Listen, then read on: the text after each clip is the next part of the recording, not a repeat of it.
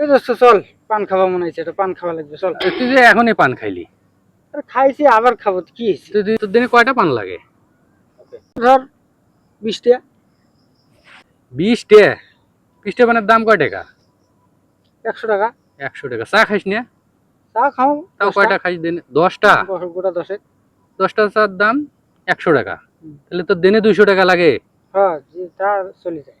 তাহলে দিনে 200 টাকা হলে মাসে হচ্ছে 6,000। তো দোস্ত তুই কত বছর থেকে এই চা পান খাওয়া শুরু করছিস? তাও 10 বছর হচ্ছে। 10 বছর? তো 10 বছরে মাসে যদি 6,000 হয়, বছরে হচ্ছে 72,000, আর 10 বছরে হচ্ছে 7,20,000। দেখছিস দোস্ত, তুই যদি খালি চা পান না খাইতি তাহলে কিন্তু তোর এতদিন বাড়ি গাড়ি হয়ে যেত ওই টাকা হইলে। আচ্ছা দোস্ত, তুই পান খাস? না।